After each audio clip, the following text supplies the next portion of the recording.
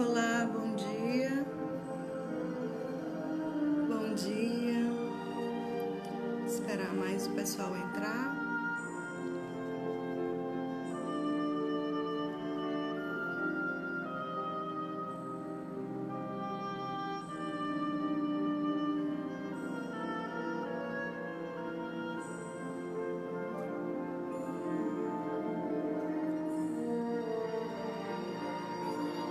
Olá, bom dia. Sejam todos bem-vindos. Bom dia. Dá só mais alguns minutinhos para o pessoal ir entrando, tá bom?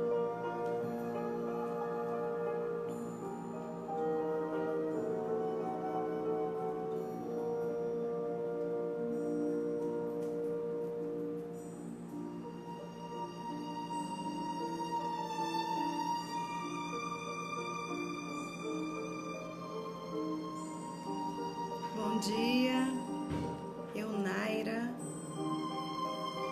Bom dia, Pati.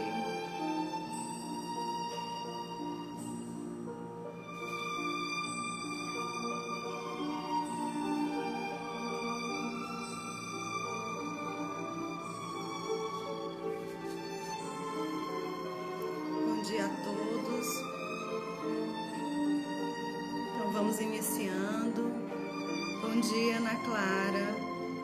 Vamos dar início à nossa live, né, falando um pouco sobre os ensinamentos do Evangelho de Jesus e as nossas interpretações à luz da doutrina espírita.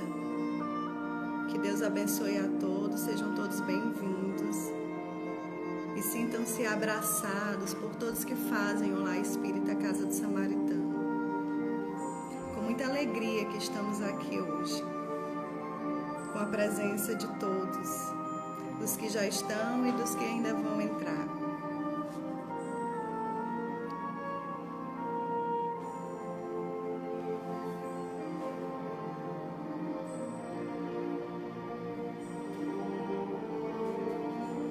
Então, para quem sentir de acompanhar no Evangelho, hoje nós vamos refletir um pouco sobre o capítulo 17, que tem o tema Sede Perfeitos. Falaremos dando ênfase ao item 9, que fala sobre os superiores e os inferiores deveres. Sejam bem-vindos, pessoal que está entrando agora. Bom dia. Então, como é de praxe, né? Vamos iniciar com a nossa prece e logo em seguida eu vou fazer a leitura do Evangelho e posteriormente vamos às nossas reflexões, às nossas discussões. Tudo bem? Bom dia, Lana! Então vamos lá. Os superiores e os inferiores. Capítulo 17, Sede Perfeitos, tá? Item 9. A autoridade, da mesma forma que a fortuna, é uma delegação da qual serão pedidas contas àqueles que dela se acham investido. Não creiais que ela lhes seja dada para lhe proporcionar o vão prazer de comandar, nem assim como creem falsamente a maioria dos poderosos da terra, como um direito, uma propriedade. Deus, entretanto, prova-lhe suficientemente que não é nenhuma nem outra coisa, uma vez que lhes retira, quando isso lhe apraz. Se fosse um privilégio ligado à sua pessoa, ele seria inalienável. Ninguém pode, pois, dizer que uma coisa lhe pertence quando lhe pode ser retirada sem seu consentimento.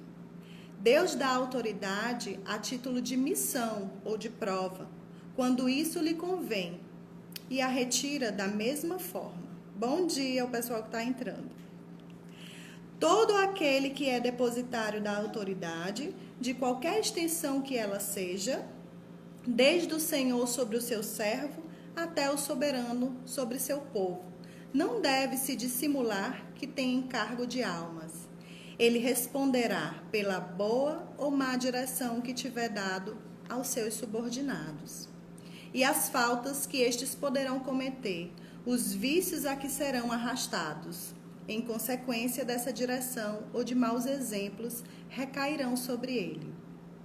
Enquanto que recolherá os frutos de sua solicitude para conduzi-lo ao bem. Todo homem tem na terra uma missão pequena ou grande. Qualquer que ela seja, é sempre dada para o bem. É, pois, nela falir, falseá-la em seu princípio. Se Deus pergunta ao rico, que fizeste da fortuna que deveria ser em tuas mãos uma fonte, espalhando a fecundidade ao teu redor? Ele perguntará àquele que possui uma autoridade qualquer, que uso fizeste dessa autoridade? Que mal detiveste? Que progresso fizeste? Se eu te dei subordinados, não foi para fazer deles escravos da tua vontade, nem os instrumentos dóceis de teus caprichos e da tua cupidez. Eu te fiz forte e te confiei os fracos para sustentá-los e ajudá-los a subir até mim. O superior que está compenetrado das palavras do Cristo não despreza nenhum daqueles que estão abaixo de si, porque sabe que as distinções sociais nada instituem diante de Deus. O Espiritismo lhe ensina que, se obedecem hoje, puderam lhe comandar ou poderão lhe comandar mais tarde, o que então será tratado como os tiver tratado ele mesmo. Se o superior tem deveres a cumprir, o inferior os tem, do seu lado, e não são menos sagrados. Se este último é espírita, sua consequência lhe dirá, melhor ainda, que deles não está dispensado, mesmo quando seu chefe não cumprisse os seus, porque sabe que não se deve retribuir o mal com o mal, e que as faltas de uns não autorizam as faltas dos outros. Se sofre em sua posição, diz a si mesmo que sem dúvida mereceu-a, porque talvez ele mesmo abusou outrora de sua autoridade e deve sentir, a seu turno, os inconvenientes daquilo que fez aos outros sofrerem. Se está forçado a suportar essa posição na falta de achar uma melhor, o Espiritismo lhe ensina a nela resignar-se como sendo uma prova para a sua humildade, necessária ao seu adiantamento. Sua crença o guia em sua conduta. Age como quereria que seus subordinados agissem para com ele se fosse chefe. Por isso mesmo, é mais escrupuloso no cumprimento de suas obrigações, porque compreende que toda negligência no trabalho que lhe está confiado é um prejuízo para aquele que remunera e a quem deve seu tempo e seus cuidados. Numa palavra, ele é solicitado pelo sentimento do dever que lhe dá sua fé e a certeza de que todo desvio do caminho reto é uma dívida que será preciso pagar cedo ou tarde. François Nicolas, do Cardeal Morlot, Paris, 1863. Ana Clara, o capítulo é 17, Sede Perfeitos. Nós estamos aqui falando sobre o item 9, tá bom? Então, hoje a gente fez uma inversão, né? Talvez assim a espiritualidade quis. Nós começamos pela leitura do Evangelho, mas isso não nos tira o direito de iniciar as reflexões com a prece. Eu convido a todos que fiquem numa postura confortável, Fechem seus olhos, não é um ritual, é só uma forma, uma ferramenta de você se conectar melhor com a espiritualidade. E vamos unir os nossos pensamentos a Deus, a Jesus, aos nossos guias espirituais, aos mentores do Lar Espírita Casa do Samaritano, rogando a presença deles aqui conosco, nos intuindo, colocando as palavras que precisam ser ditas em prol do nosso crescimento, em prol da nossa evolução e da nossa ampliação perceptual para um bem comum. Te pedimos perdão, Pai amado, todas as vezes que não testemunhamos o Seu nome em nossas vidas. Te pedimos que permaneça conosco, hoje, agora e para sempre. Que assim seja, graças a Deus. Graças a Deus. Bom, então já fizemos a leitura do Evangelho, então vamos agora para as nossas reflexões à luz da doutrina espírita, né? E a partir das nossas interpretações daquilo que a gente dá conta de compreender. Gostaria que vocês também aí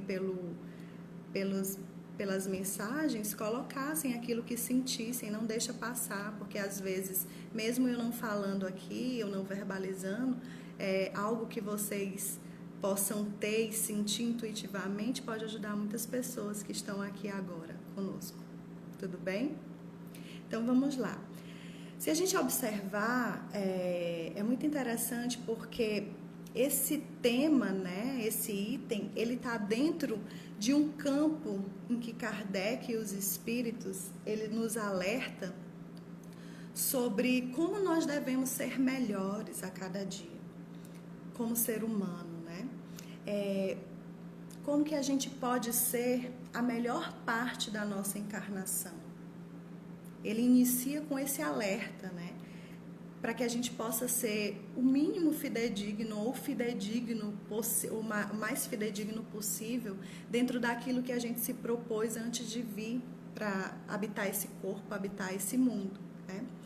Toda encarnação, ela tem um projeto que é feito por muitos seres espirituais que nos acompanham. E esses seres, eles são ligados a nós por um elo de um sentimento de amor, E isso nos traz o entendimento de que nós não estamos sozinhos. Nós não estamos sozinhos, nenhum de nós estamos sozinhos. Nós temos uma pleiade de espíritos que nos observam o tempo todo. Paulo de Tarso até falou sobre isso, que nós temos quando a gente vai encarnar, né, durante o nosso encarnar, nós temos uma nuvem de testemunhas que ficam observando, que ficam nos observando todo o nosso processo de encarnação. E a gente está aqui com uma finalidade única. Todos nós estamos aqui com uma única finalidade, que é nada mais, nada menos que evoluir. Nós falamos dentro da doutrina espírita sobre que nós estamos saindo de um mundo de provas e expiações para um mundo de regeneração. Expiar, na verdade, nada mais é do que você aprender aquilo que deve ser aprendido, de você passar pelas suas experiências, de você cumprir a sua missão aqui na Terra com o intuito de se desenvolver, com o intuito de crescer, de crescimento. Tem um psicólogo chamado Michel Foucault. Eu faço psicologia transpessoal e a gente não tem como deixar de fazer essa analogia. Ele, analisando essa dinâmica do amor, ele declara que o inverso do amor não é o ódio. O inverso do amor é o poder. E ele argumenta que no poder há um distanciamento dos eus, desse nosso eu em essência. Há um distanciamento dele. Há uma visão egóica, orgulhosa, né, dentro desse processo de poder. E isso muitas vezes dificulta os seres que estão numa condição de superioridade, de poder, de entender o sentido de igualdade em essência. E é justamente o que aqui no início do item a gente observa que os espíritos eles comentam justamente sobre esse conceito de superioridade e inferioridade. E ele nos alerta justamente para esses mesmos elementos. Porque se você está numa posição superior, numa posição de força, de hierarquia, não julgue nunca que isso é seu. Porque, na verdade, o que é seu de verdade não pode ser tirado de você. Se você se encontra numa posição superior, confortável, de força, você está nela por empréstimo. E o X da questão todo é o que você vai fazer. O que você vai fazer diante dessa posição que lhe foi emprestada por Deus. Esse é o grande, digamos assim, divisor de águas nesse seu processo de evolução. E um exemplo muito atual que a gente pode dar sobre essa questão de força, de hierarquia, e que parece ser clichê a gente está falando aqui, mas é muito o que a gente está vivendo e não acabou, que é a questão da pandemia. Se a gente observar com calma, a pandemia, ela chegou nas nossas vidas, entrou nas nossas vidas, sem nos questionar qual cargo eu exerço, se eu tenho um cargo de mando, se eu não tenho um cargo de mando, se eu sou um chefe de Estado, se eu não sou um chefe de Estado. Ela simplesmente chegou e retirou autoridade simples, a nossa autoridade daquilo que a gente julgava ter, e são coisas às vezes até imperceptíveis, né, que passam pelas nossas vidas e a gente não dá valor, como por exemplo a nossa liberdade de ir e vir. A pandemia chegou e tirou a nossa liberdade de ir e vir. Como também o quanto você cuida da sua saúde, o quanto você estabelece uma rotina para que sua saúde mantenha-se no padrão desejável. Isso se tornou menos relevante dentro de um contexto em que todos nós precisamos trabalhar em conjunto. Em que eu, me protegendo do vírus, eu estou protegendo o outro e vice-versa. Então, se a gente observar essas questões, né, e analisar minuciosamente e de forma positiva, a gente entende que essa pandemia é mais uma oportunidade que Deus nos dá de crescer, da gente sair da nossa zona de conforto, da gente sair da condição em que a gente esteja, seja ela qual for, e evoluir, e crescer, e aprender com isso. E eu digo isso porque ao longo da história das nossas vidas, né, esse conceito de superioridade, ele foi colocado para a gente, para nós seres humanos, de uma forma equivocada, né? Porque equivocada, porém, foi algo que foi necessário para a nossa evolução, né? Nessa questão dos papéis, né, onde quem tem uma habilidade maior para uma certa coisa ocupa um espaço maior, ocupa um patamar maior, uma posição de superioridade, e que quem tem menos fica ali na retaguarda, né, ocupando uma posição de inferioridade, né, mas que se a gente for ver à luz da espiritualidade, isso nada, não diminui nenhum e nem prevalece nenhum nem outro, né, porque todos, quem está acima e quem está abaixo, está ali contribuindo também para esse processo de evolução, né? Nós, à luz da matéria, a gente não entendia ou não entende ainda isso, né? Na acepção plena.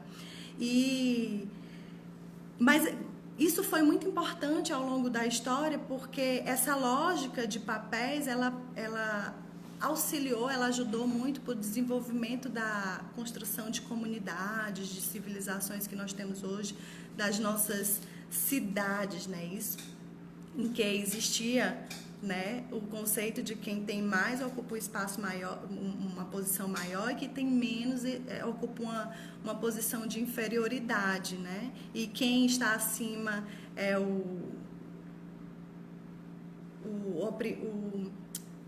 ai, fugiu da minha cabeça, o oprimido, o opressor, não. É alguma coisa relacionada a isso. Além disso, também, esse conceito de superioridade, ele foi atrelado muito às questões de divindade, né? Na história, né, os faraós acreditavam que eram deuses e assim eles não poderiam ocupar um lugar que fosse inferior. Eles tinham que se manter, né, na posição superior. Aí, há 2000 anos atrás, chega um grande amigo meu, ou amigo nosso, né? Porque Jesus é muito meu amigo. E aí ele chega plantando uma semente de uma lei moral muito importante, que é a lei da igualdade, né? E ele ensinava isso com muita maestria, com muita tranquilidade, com muita humildade, respeitando a percepção das pessoas daquela época. Ele não chegava empurrando os conceitos nas pessoas. Ele ia muito sábio como ele era e sempre foi. Ele ia trazendo esses ensinamentos, né, de uma forma muito serena, muito tranquila. E aí ele nos diz que todos nós somos iguais perante a Deus. Todos nós somos iguais perante a Deus. À luz da espiritualidade, nós somos luz em essência. Jesus nos enxerga como luz. E ele também se coloca como filho de Deus. Jesus é nosso governador, é o governador do orbe terreno. E ele se coloca também nessa posição de filho de Deus, e assim somos todos irmãos. Somos todos irmãos. E essa semente que foi plantada há 2000 anos atrás, ela vem se estruturando, retirando aquele conceito forte de escravidão, da necessidade de escravizar, que o nosso povo ainda tem até hoje. A gente, arquetipicamente, a gente ainda carrega isso, né? Em que um Deus sempre tinha que se sobrepor a um outro Deus. E aí vem dando lugar a uma visão de servidão, de que nós precisamos servir. Bom dia, Serina. Tava sentindo sua falta aqui também, viu? Então, Jesus nos orienta para que a gente passe pelas nossas existências com a postura daquele que aprende, daquele que ensina, mas aquele que serve também. Aquele que serve. Chegou, ótimo. Me ancore, tá bom? E isso a gente pode observar e a gente encontra que Jesus pontua nos evangelhos de Mateus, de Marcos e de Lucas. E ele coloca isso muito claro, de que aquele que serve, que se coloca numa postura de servidão, ele é o maior no reino dos céus. Ele é considerado o maior no reino dos céus. Independente da condição em que esteja. Independente se você está numa postura superior ou se você está numa postura inferior, apenas sirva para você ser considerado superior, ser considerado maior no reino dos céus. E Jesus também se colocou, se a gente analisar também a vida de Jesus, a passagem de Jesus aqui na Terra, ele também se colocou como exemplo para nós nessa postura de servidão. Quando ele se reunia, né, com o povo para falar dos ensinamentos do Pai, né, trazer os ensinamentos de Deus para aquele povo, para o povo naquela época, ali ele estava servindo. Interessante que ele mantinha a mesma postura emocional quando ele estava indo para o Calvário, sendo chicoteado, sendo humilhado, colocado ali naquela cruz, carregava aquela cruz pesada, sendo crucificado entre os dois ladrões. Ele mesmo assim não deixou de ser obediente. Ele foi resignado, porque Jesus sabia da missão dele aqui na terra. Então, ele tendo consciência disso, ele sabia que ele não poderia mudar essa postura emocional. Então, Jesus, tanto na condição confortável, quanto na condição inferior, desconfortável para ele, dolorida, ele conseguiu se manter com a mesma postura. E esse é o grande legado que Jesus nos traz. Que nós não podemos ser negligentes com as nossas missões, com aquilo que nós nos propomos fazer, com aquela condição que me foi dada por empréstimo aqui na terra, mas que nós sejamos diligentes. E ele nos traz esse legado de ensino, dizendo que não existe condição em que você se encontre, apenas sirva, porque só servindo é que nós podemos entender, de fato, a lei da igualdade, de que todos somos iguais perante a Deus. E só assim, só dessa forma, nós podemos ser espíritos livres. Espíritos livres. Então, gente, gratidão. Foi tudo que eu tinha para falar para vocês hoje. Espero ter ajudado, espero ter contribuído com vocês aqui. Jô, linda, te amo. E agora vamos fazer a nossa prece final. Eu esqueci de falar, mas quem tiver com sua água aí, vamos carregar de intenção nessa prece para que o remédio, né, que a espiritualidade pode colocar aqui para nós, seja tudo que nós necessitamos para a nossa alma, para o nosso espírito, tá bom? Então, agradecidos estamos, Pai amado, pelo banquete ofertado de palavras, de ensinamentos. Agradecidos estamos por apresentar Jesus como nosso modelo e guia. Agradecidos estamos também por todos os nossos amigos e irmãos que se fizeram presentes nessa live, que permaneceram ansiosos pelos esclarecimentos do Teu Evangelho, do Teu ensinamento. E com essa rogativa, Pai, te pedimos permissão, humildemente, para encerrar essa live, rogando que permaneça conosco e enviando seus anjos seareiros do Cristo para nos proteger e nos auxiliar nesta caminhada. Que assim seja, graças a Deus. Graças a Deus. Gratidão a todos, mais uma vez, e até uma próxima oportunidade. Beijo, gente. Tchau, tchau.